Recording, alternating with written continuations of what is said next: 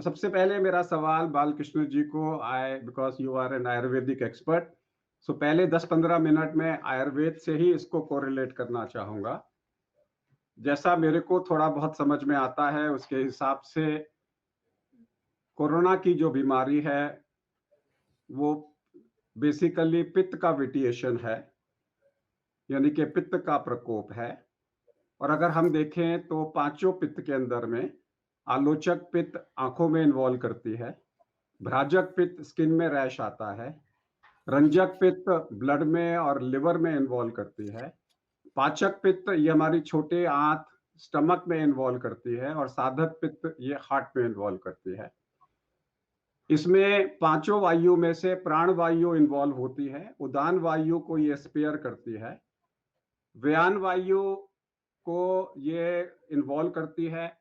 समान वायु को पेरिस्टालसिस करती है, और अपान वायु को ये स्पेयर करती है।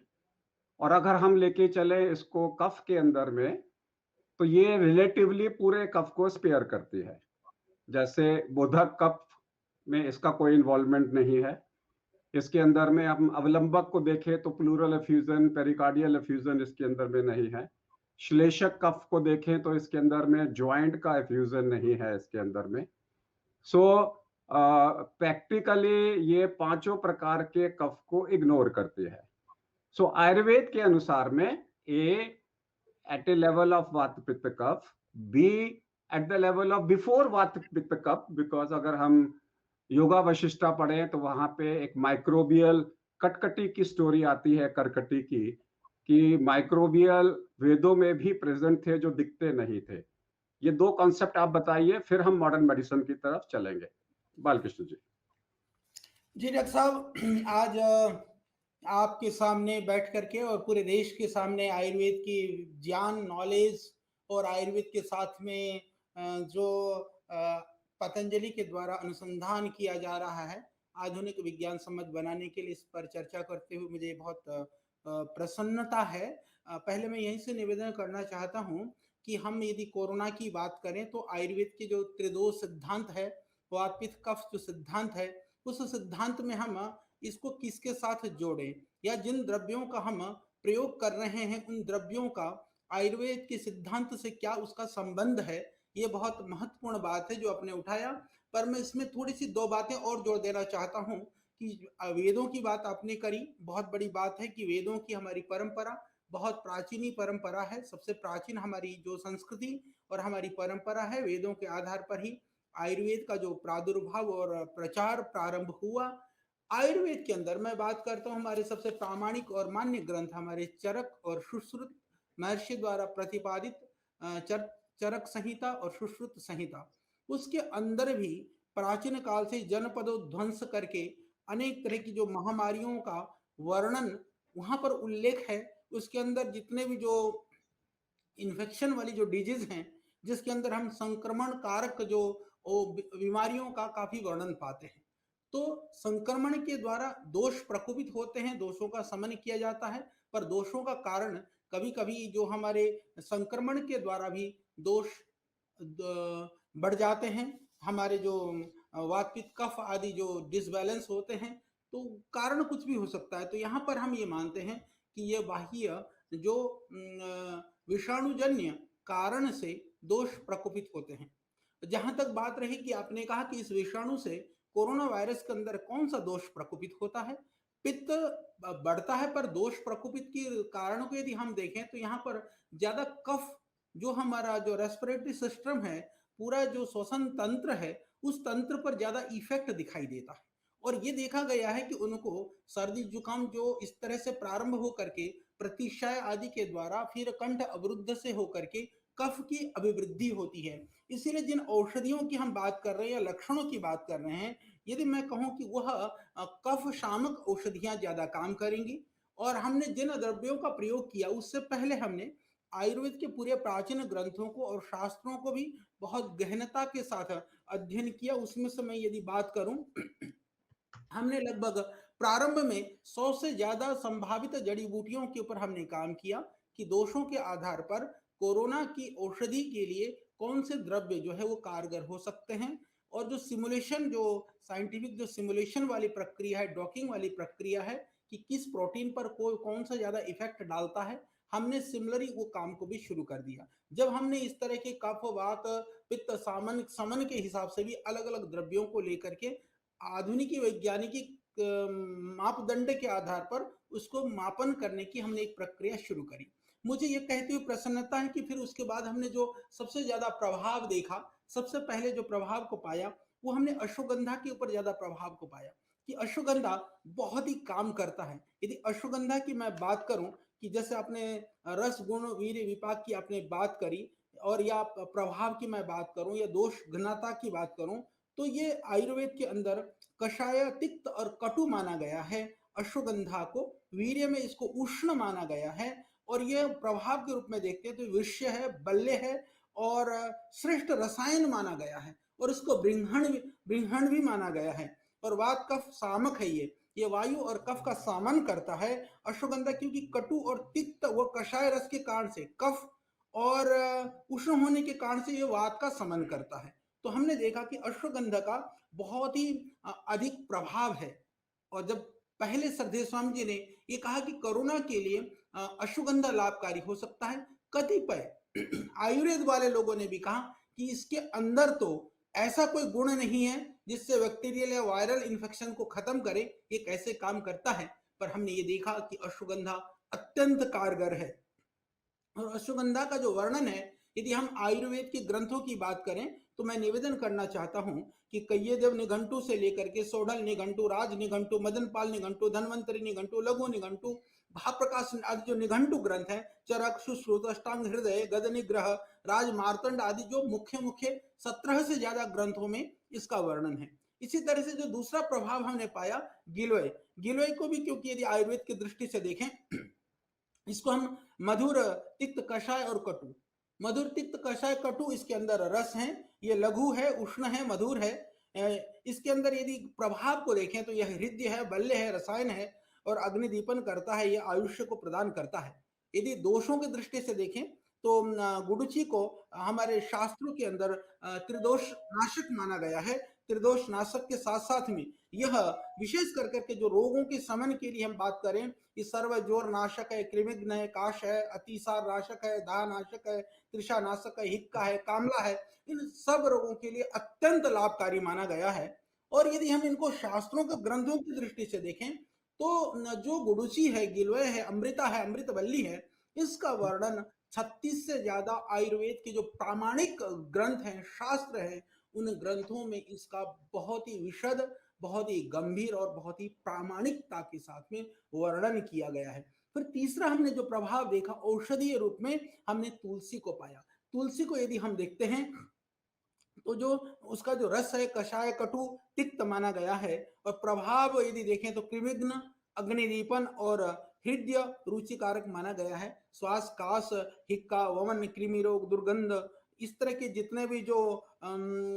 भूत पहारिणी जो माइक्रोऑर्गेनिज्म जितने भी हैं या अतिसार है, इनके ऊपर इसको बहुत लाभकारी माना गया है। और मैं बात करूं कि गिलोय कैसे काम करता है कोरोना के अंदर, वो कौन सा प्रभाव है, क्योंकि गिलोय के अंदर कटु, तिक्त, कषाय रस के कारण से वह कफ का समन करता है और मधुर होने के कारण से वह जो है वात और पित्त का समन करता है। इसी तरह से अश्वगंधा कटु, तिक्त और कषाय रस के कारण से ये जो तुलसी है, कटु, तिक्त और कषाय रस के कारण से कफ का और उष्ण होने के कारण से यह वात का समन करता है। इस तरह से इन 3 द्रव्यों को हमने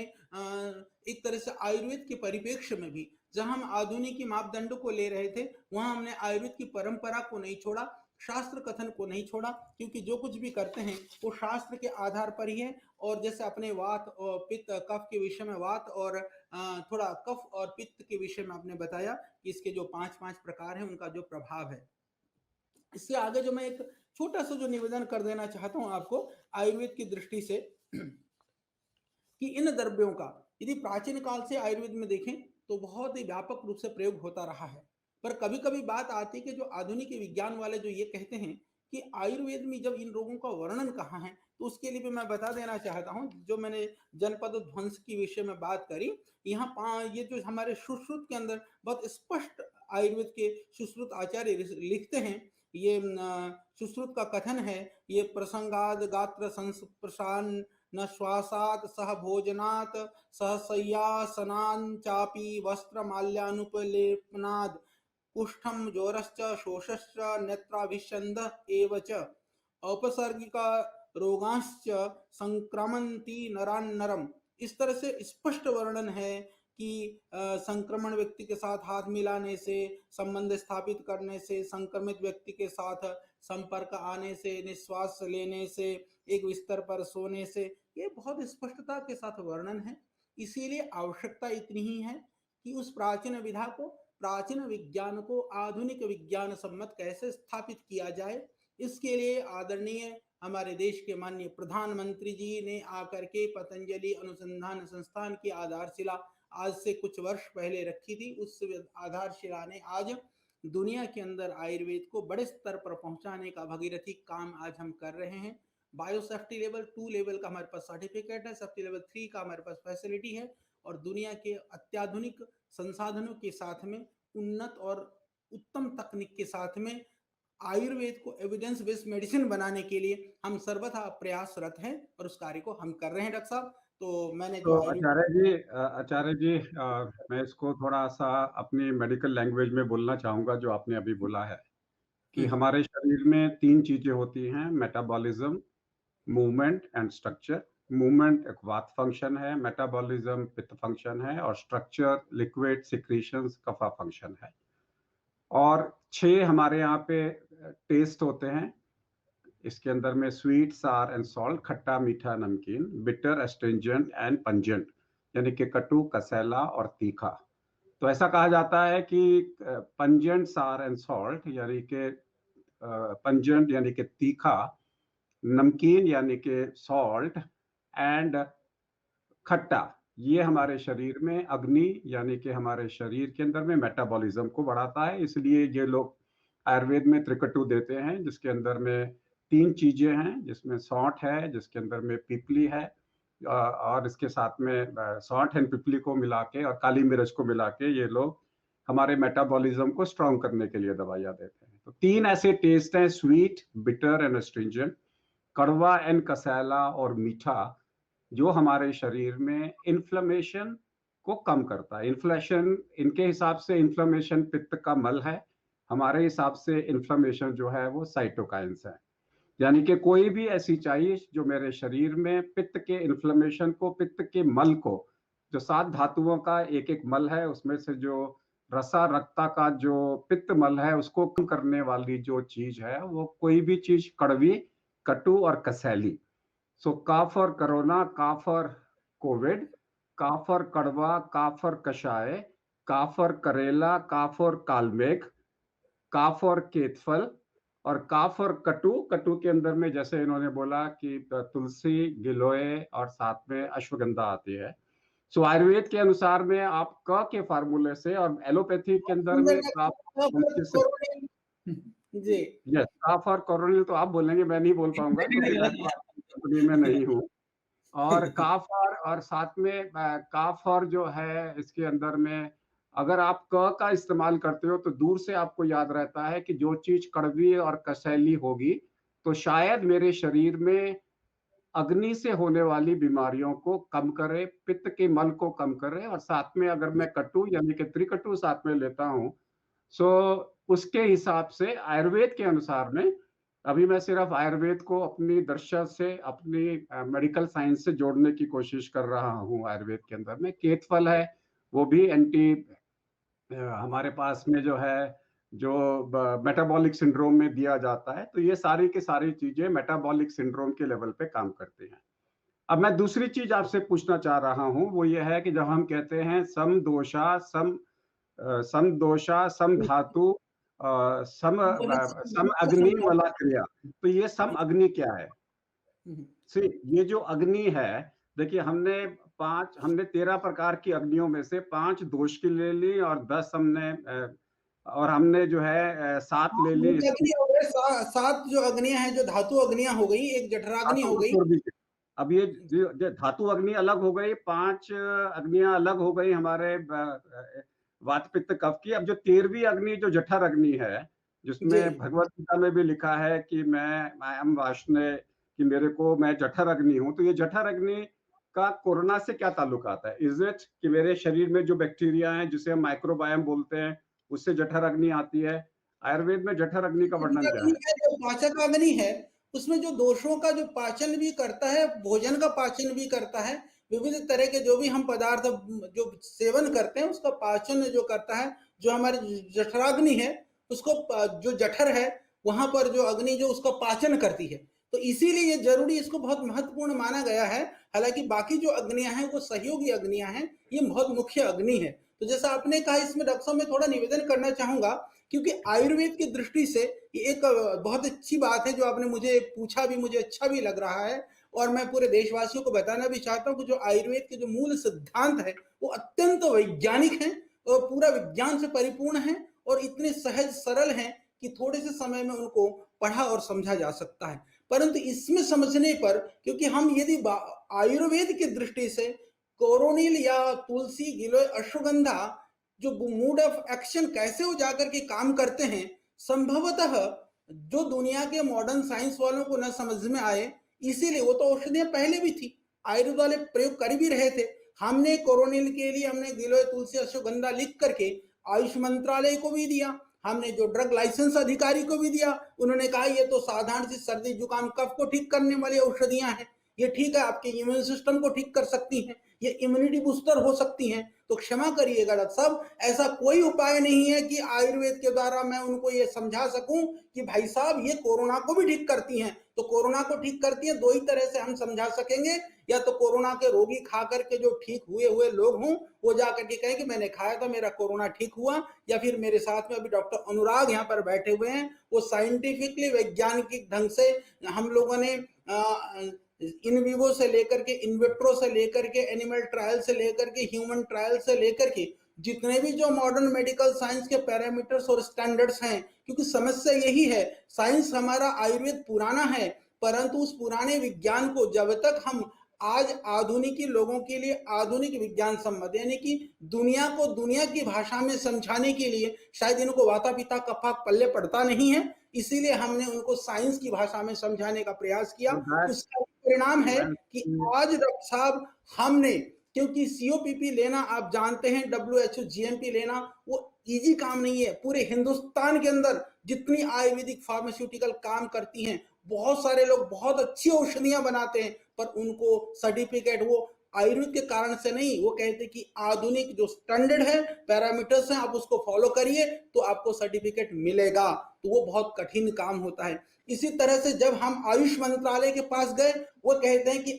आप हमको क्लिनिकल एविडेंसेस दिखाइए रिसर्च पेपर दिखाइए वात पित्त कफ के हिसाब से डॉक्टर साहब रिसर्च पेपर क्षमा करिएगा एक भी हालांकि पतंजलि के प्रयास से हम लोगों ने जो इंटरनेशनल रिसर्च जर्नल्स में भी लैंग्वेज के रूप में या वीडियो अब्स्ट्रैक्ट के रूप में हमने संस्कृत और हिंदी को स्वीकार करवा दिया ये पूरे आयुर्वेद और हमारी भारतीय संस्कृति की विजय है पर वो भी इस बात को मानने के लिए तैयार नहीं है इसीलिए आयुर्वेद का नॉलेज जितने भी पुराने शास्त्र हैं ग्रंथ हैं मैन्युस्क्रिप्ट हैं उस पर काम करने के लिए हमारी एक पूरी विद्वानों की पूरी टीम दिन रात काम कर रही है तो बाद में जब वो शास्त्रों से निकल करके चीज आती है तो पूरा उसको आधुनिक रूप में ढालने के लिए पूरी फौज दिन रात काम कर रही है हम बीच के कड़ी के रूप में श्रद्धेय स्वामी जी के नेतृत्व में वो जिस तरह से हमको आदेशित करते हैं वो मैं करता हूं मुझे बहुत अच्छा लगा कि आपने आयुर्वेद के संदर्भ में इस चीज को आगे बढ़ाया और आगे भी मैं तो ये कहता हूं कि सरकार को कम से कम आयुष मंत्रालय को ये व्यवस्था करनी चाहिए कि वात पित्त कफ दोषों के हिसाब से जो हमारे वीर्य गुण वीर्य विपाक के हिसाब से हमको आगे अनुसंधान करते हुए उस व्यवस्था को भी वैश्विक रूप पर स्थापित करने का हमको प्रयास करना चाहिए आचार्य जी मैं एक चीज को लेना चाहूंगा कि जैसे हमारी 6 फिलॉसफीज हैं वेदों में पहली हाँ न्याय है और दूसरी वैशासिक है उसके बाद में सांख्या फिलॉसफी आती है उसके बाद में वेदांत फिलॉसफी आती है उसके अंदर में फिर अलग अलग फिलॉसफी मीमांसा आती है लेकिन हमारे वेदों में भी लिखा है कि न्याय यानी कि लॉजिक लॉजिक आपने आयुर्वेद से दे दिया लेकिन न्याय के बाद में वैशासिक है कि हमारे को मॉलिक्यूलर लेवल पे भी प्रूफ करना है क्योंकि जी हमारी फिलॉसफी में वेदों में भी ये लिखा है कि जो लिखा हुआ है वो तो मीमांसा हो गया कि जो लिखा जी, है उसको बिना समझे फॉलो करो। लेकिन हमारे देश में क्योंकि वैशेषिक फिलॉसफी वाले लोग भी हैं, तो उन्हें हमें उस लैंग्वेज में बात करनी होगी और 6 प्रमाण भी दिए गए हैं। पहला है हुँ, प्रत्यक्ष, जो आपने कहा हमने देखा, लेकिन प्रत्यक्ष के बाद में अनुमान भी चाहिए, जहाँ पे आपको रैंडमाइज़ कंट्रोल ट्रायल चाहिए। फिर उपमान भी चाहिए, जहाँ पे एनालॉजी करोगे कि अगर ये काम करेगा, तो ये भी काम करेगा। उसके साथ में उसके बाद में अर्थाप्रति, अनुपलब्धि और शब्द भी, और फिर हमारे को शब्द भी चाहिए, सब प्रकार के प्रमाण चाहिए। सो जैसा आपने कहा कि सरकार ने आपको प्रमाण माँगे कि हमारे को तो हमारे शास्त्रों में तो लिखा हुआ है, वेदों में लिखा हुआ है कि न्याय फिलॉसफी भी है, न्याय के बाद में वैशेषिक फिलॉसफी भी है। अगर मैं वैशेषिक फिलॉसफी को प्रत्यक्ष के बाद में अनुमान में लेके चलूँ, तो अनुमान का मतलब यही है कि मेरे को उसको scientifically double blind control trial में प्रूव करना है। सो मैं इसको मानने को तैयार नहीं हूँ कि आयुर्वेद में हमें डबल ब्लाइंड स्टडी नहीं करनी। वहाँ पर भी करनी है क्योंकि ये वेदों के ही प्रमाण हैं।